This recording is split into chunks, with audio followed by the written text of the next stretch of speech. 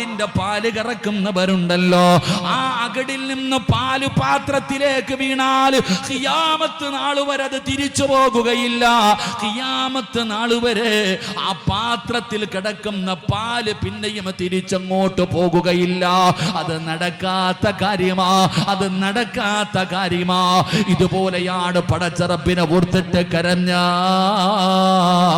അല്ലാഹുവിന്റെ ഭയാനകമായ അദാബുകളെ കുറിച്ച് ഓർത്തിട്ട് കരഞ്ഞ എന്റെ പ്രിയപ്പെട്ട മുസ്ലിമേ, അല്ലാഹു നിന്നെ നരകത്തിൽ നിന്ന് രക്ഷപ്പെടുത്തുമെന്ന് ആദരവായ പ്രവാചകൻ നബി മുഹമ്മദ് മുസ്തഫ സല്ലല്ലാഹു അലൈഹി വസല്ലമ തങ്ങൾ ഇവിടുന്ന് പറഞ്ഞു തരുമ്പോ നമുക്ക് പേടിയില്ലല്ലോ, നമുക്ക് ആ പേടിയില്ലല്ലോ, നമുക്ക് ആ ഓർമ്മയില്ലല്ലോ. അല്ലാഹുവേ പടച്ചവനെ, നാളെ റബ്ബിന്റെ കോടതിയിലേക്ക് കടന്നു പോകേണ്ടവരാണ്. അല്ലാഹു എന്നോട് പിടിച്ചു നിർത്തിയിട്ട് എണ്ണി ചോദിക്കുമല്ലോ, എന്തേ വാപ്പാ നിനക്ക് കരയാൻ പറ്റാത്തത്? കരിങ്കല്ല് പോലെ നിന്റെ ഹൃദയമായി പോകാനുള്ള കാരണം എന്താ? നിനക്ക് അല്ലാഹനെ കുറിച്ച് ചിന്തയില്ലേ? നിനക്ക് അല്ലാഹനെ കുറിച്ച് ഓർമ്മയില്ലാത്തതെന്താണ്? മരിക്കേണ്ടവനാണെന്നുള്ള നിനക്ക് ചിന്തയില്ലാതെ പോയത് എന്തുകൊണ്ടാ? നിന്റെ വാപ്പ എവിടെ പോയി? നിന്നെ പോലെ ഇതുപോലെ നടന്നവനായിരുന്നല്ലോ, നിന്നെക്കാളും ആരോഗ്യമുള്ളവനായിരുന്നല്ലോ, എവിടെ പോയി മനുഷ്യ നിന്റെ വാപ്പ? നിനക്ക് ജന്മം നൽകിയ നിന്റെ ഉമ്മ ഇവിടത്തെ പള്ളിപ്പറമ്പിൽ കിടക്കുന്നുണ്ടല്ലോ. എന്തുകൊണ്ടാണ് നിനക്ക് ആ ബോധമില്ലാതെ പോയത്, ആ ചിന്തയില്ലാതെ പോയത്? എന്റെ ഉപ്പാ ചെറുപ്പക്കാരാ, കൂടെ പഠിച്ചവരെത്രയോ പേര് ഈ പള്ളിപ്പറമ്പിൽ കിടക്കുന്നുണ്ടടാ. എന്നിട്ടും നിന്റെ ജീവിതത്തിൽ മാറ്റം വരാത്തതെന്താ?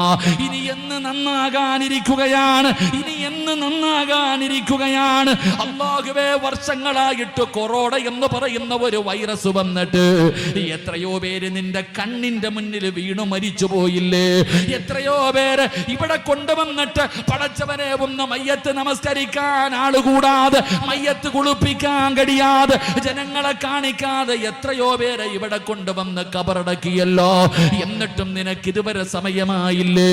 എന്റെ പ്രിയപ്പെട്ടവരെ, അഹങ്കാരികളെ പോലെ, ധിക്കാരിയെ പോലെ അല്ലാഹുവിനെ മതിമറന്നുകൊണ്ട് പടച്ച റബ്ബിനെ ധിക്കരിച്ചു നടക്കാൻ തുടങ്ങിയിട്ട് കാലം കുറയായില്ലേ?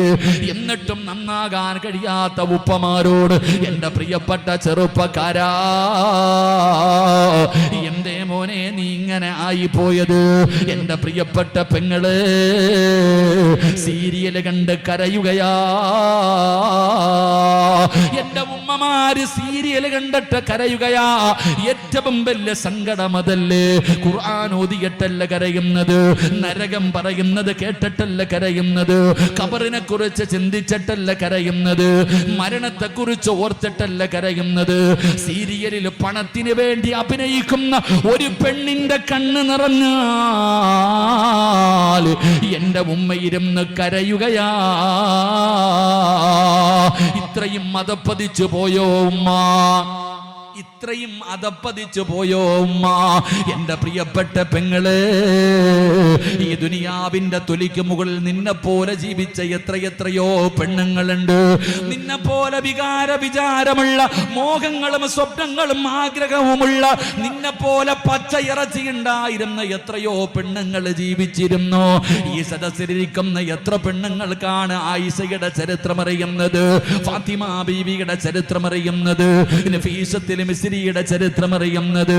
വീട്ടിൽ നഫീസത്ത് മാലയുണ്ടെങ്കിൽ പോയിട്ടൊന്ന് വായിക്കണം പെങ്ങള്.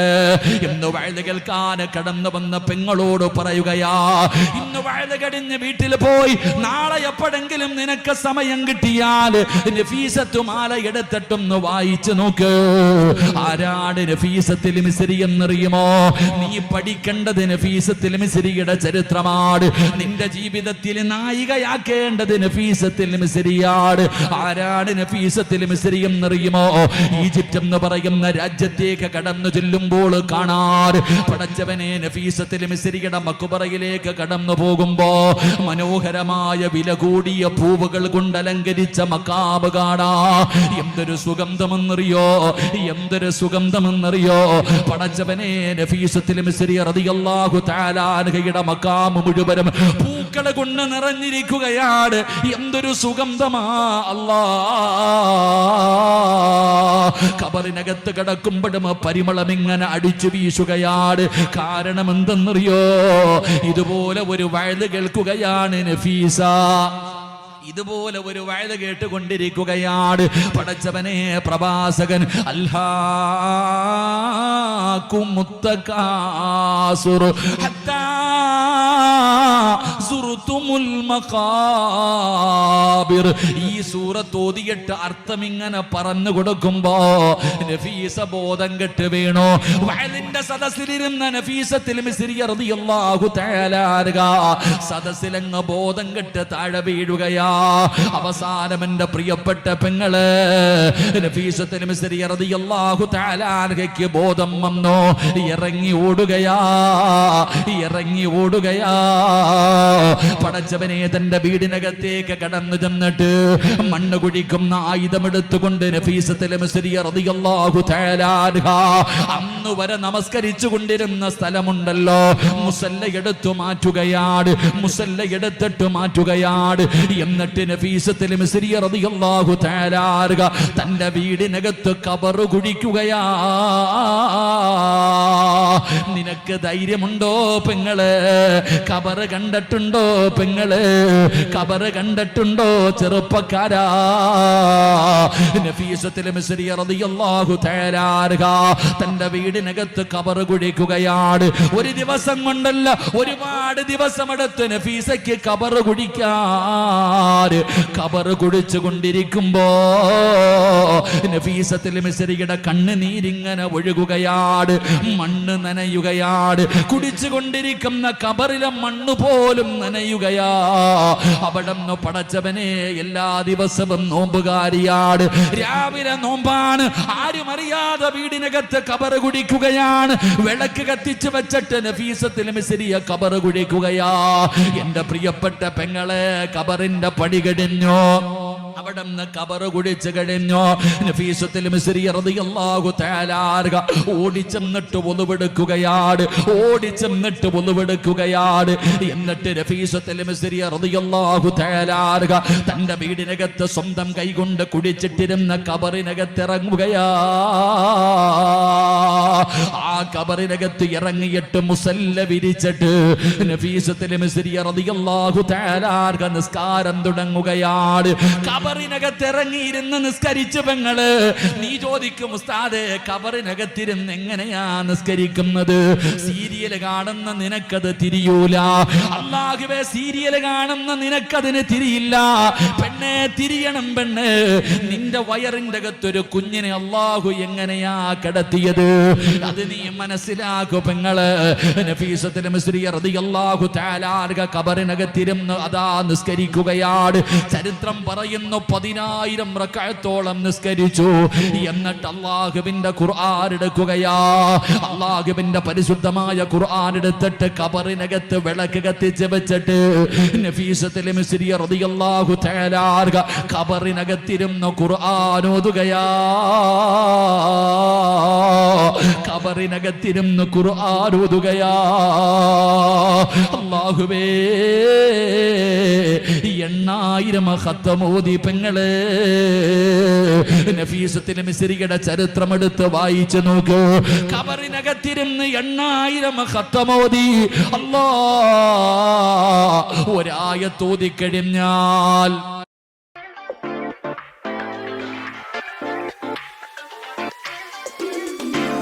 ഒരായത്ത് ഓതിക്കഴിഞ്ഞ നഫീസത്തുൽ മിസ്രിയ ബോധം കെട്ട് വീഴുകയാണ്. അല്ലാഹുവിന്റെ ഖുർആനിലെ ഒരായത്ത് ഓതുമ്പോ സൂറത്തുൽ മുസമ്മില ഇന്ന ലദൈനാ അൻകാലം വജഹീമാ, ഈ ആയത്ത് ഓതിക്കഴിഞ്ഞ നഫീസ ബോധം കെട്ട് താഴെ വീഴുകയാണ്. ഇന്ന ലദൈനാ അൻകാലം വജഹീമാ وطعاما ذا عسة وعذابا أليما. ഈ ആയത്ത് ഓതിക്കഴിഞ്ഞാ നഫീസ ബോധം കെട്ട് വീഴുകയാണ്. ബോധം തിരിച്ചു വരുമ്പോ എന്റെ പെങ്ങള് പിന്നെയും ഖുർആൻ ഓതുന്നു. നീ സീരിയൽ കണ്ട് കരയുന്നു. രാവിലെ മുതൽ വൈകുന്നേരം വരെ ഓതണ്ട. മഗ്രിബ് കഴിഞ്ഞിട്ട് പരിശുദ്ധമായ ഖുർആൻ ഓതുന്ന വീട്ടിൽ ജനിച്ചവളല്ലേ. നിനക്ക് ജന്മം നൽകിയ നിന്റെ പിതാവ് 9.5 മാസക്കാലം ഗർഭം ചുമന്ന് മരണവേദനയുടെ വേദനയും നൊന്ത് പ്രസവിച്ച നിന്റെ ഉമ്മ മഗ്രിബ് കഴിഞ്ഞ് വീടിനകത്ത് പിടിച്ചിരുത്തിയിട്ട് അല്ലാഹുവിന്റെ ഖുർആൻ ഓതിപ്പിക്കുമായിരുന്നല്ലോ. അവിടുന്ന് വാക്യ ഓതുമായിരുന്നു, അവിടുന്ന് സജദ ഓതുമായിരുന്നു, അവിടുന്ന് യാസീൻ ഓതുമായിരുന്നു, അവിടുന്ന് മുൽക്ക് ഓതുമായിരുന്നു. ഇത് ഓതാതെ എഴുന്നേക്കരുതെന്ന് വാശി പിടിച്ചിരുന്ന ഉമ്മയുടെ മകനായ നീ എന്തേ ഇങ്ങനെ അതപ്പതിച്ചു പോയത്? എങ്ങനെയാ പെങ്ങളെ നിനക്ക് ഇങ്ങനെ ജീവിക്കാൻ കഴിയുന്നത്? നഫീസത്തുൽ മിസ്രിയ റളിയല്ലാഹു തആല ഖബറിനകത്തിരുന്ന് ഖുർആൻ ഓതുകയാ, ഖബറിനകത്തിരുന്ന് നിസ്കരിക്കുകയാ. എല്ലാ ദിവസവും നോമ്പാട് ചുമന്ന് തുടുത്തിരുന്ന നഫീസത്തുൽ മിസ്രിയ റളിയല്ലാഹു തആല ശരീരമൊക്കെ അങ്ങ് എല്ലും തോലുമാവുകയാണ്. കണ്ണ് കുഴിയാൻ തുടങ്ങി. പടച്ചവനെ ഗ്ലാമർ മുഴുവനും നഷ്ടപ്പെട്ടു പോയി. എല്ലും തോലുമായിട്ടിരിക്കുന്ന നഫീസത്തുൽ മിസ്രിയുടെ മുന്നിലേക്ക് തന്റെ കുടുംബക്കാര് കടന്നു വന്നിട്ട് ചോദിക്കുന്നു, നഫീസ എന്തിനാ നീ ഉറക്കമൊഴിയുന്നത്? നിനക്ക് അല്പമെങ്കിലും ഒന്നുറങ്ങിക്കൂടെ? എന്തിനാ എല്ലാ ദിവസവും നോമ്പ് പിടിക്കുന്നത്? ഓരോ ദിവസം ഇടവിട്ട് പിടിച്ചുകൂടെ നഫീസ? എല്ലും തോലുമായി നഫീസ, കണ്ണിന്റെ കാഴ്ച പോലും കുറഞ്ഞിരിക്കുകയാണ്. ഇങ്ങനെ കിടന്നാ നീ മരിച്ചു പോകും നഫീസ. തന്റെ കുടുംബക്കാര് എല്ലും തോലുമായിരിക്കുന്ന നഫീസത്തുൽ മിസ്രിയോട് പറയുകയാ, നിനക്ക് അല്പനേരമെങ്കിലും ഒന്നുറങ്ങിക്കൂടെ? നിനക്ക് ഒരു നേരമെങ്കിലും ഒന്ന് ഭക്ഷണം കഴിച്ചുകൂടെ? ഇല്ലെങ്കിലും മരിച്ചു പോകുമെന്ന് പറയുമ്പോ നഫീസത്തുൽ മിസ്രിയ റളിയല്ലാഹു തആല തന്റെ കുടുംബക്കാരോട് പറഞ്ഞത് എന്തെന്നറിയോ? 30 കൊല്ലം ഞാൻ അല്ലാഹുവിനോട് ദുആ ചെയ്യുന്നത് രണ്ട് കാര്യമാ. 30 വർഷമായിട്ട് ഞാൻ അല്ലാഹുവിനോട് ദുആ ചെയ്യുന്നത് രണ്ട് കാര്യമാ. എനിക്ക് 2 ആഗ്രഹങ്ങളേ ഉള്ളൂ. എനിക്ക് 2 ആഗ്രഹങ്ങളേ ഉള്ളൂ. എന്താണ് നഫീസ? ഒന്നാമത്തെ ആഗ്രഹം, മരിക്കുമ്പോ നോമ്പുകാരിയായി മരിക്കണം. മരിക്കുമ്പോ നോമ്പുകാരിയായിട്ട് മരിക്കണം. ഒരു പെണ്ണ് 30 കൊല്ലം അല്ലാഹുവിനോട് കുടിച്ച കബറിനകത്തിറങ്ങിയിരുന്നിട്ട് റബ്ബിനോട് ചോദിച്ചതാണ്, മരിക്കുമ്പോ എനിക്കും നോമ്പുകാരിയായിട്ട് മരിക്കണമല്ലാ. ഒരു പെണ്ണിന്റെ രണ്ടാമത്തെ അഭിലാഷം എന്തെന്നറിയോ? അല്ലാഹുവേ ഖുർആനോദി മരിക്കണമല്ലാ. എനിക്ക് ഖുർആൻ ഓതിയിട്ട് മരിക്കണമല്ലാ. പണമുണ്ടാക്കണമെന്നായിരുന്നില്ല, അടിച്ചു പൊളിക്കണമെന്നായിരുന്നില്ല. കല്യാണം കഴിഞ്ഞ ചില പെണ്ണുങ്ങളുടെ ജീവിതത്തിലെ ഏറ്റവും വലിയ മോഹമെന്തെന്നോ? ഒന്ന് കാശ്മീരിൽ പോകണമെന്നാണ്, ഒന്ന് മൈസൂരിൽ പോകണമെന്നാണ്. എങ്കിലും നഫീസത്തുൽ മിസ്രി എന്ന് പറയുന്ന നിന്നെ പോലെ വികാരമുള്ള, മോഹമുള്ള, സ്വപ്നമുള്ള, ആഗ്രഹമുള്ള, നിന്നെ പോലെ പച്ചയിറച്ചിയുള്ള നഫീസത്തുൽ മിസ്രി റളിയല്ലാഹു തആല 30 കൊല്ലം അല്ലാഹുവിനോട് പറഞ്ഞതല്ലാ, നോമ്പുകാരിയായി മരിപ്പിക്കണം റബ്ബേ, ഖുർആൻ ഓതി മരിക്കണമല്ലാ. ഉപദേശിക്കാമെന്നവർ കരഞ്ഞുകൊണ്ടിറങ്ങി പോവുകയാ. ഉപദേശിക്കാമെന്നവർ കരഞ്ഞുകൊണ്ടിറങ്ങി പോവുകയാ. പടച്ചവനെ, അവസാനം നഫീസത്തുൽ മിസ്രി റളിയല്ലാഹു തആല മരണപ്പെടാ സമയമായപ്പോ, മരണമടുത്തു വന്നപ്പോ വീടിന്റെ പുറത്തേക്ക് പോകുകയാണ്, കുളിച്ചൊരുങ്ങുകയാണ്. డేటింగ్ యాప్లు అవుట్డేట్ అయిపోయాయి. 1000 స్వైపులకి ఒకటి మ్యాచ్ అవుతుంది. వైబ్లీ యాప్ അവിടെ നിന്ന് കുളിച്ചൊരുങ്ങുകയാണ്. എന്നിട്ട് പടച്ചവനെ വാങ്ങി വെച്ചിരിക്കുന്ന കഫൻ തുണിയും എടുത്തുകൊണ്ട് താൻ കുടിച്ച കബറിന്റെ ചാരത്ത് വന്നിട്ട് കിടക്കുകയാ. താൻ കുടിച്ച കബറിന്റെ ചാരത്ത് വന്ന് കിടക്കുകയാ.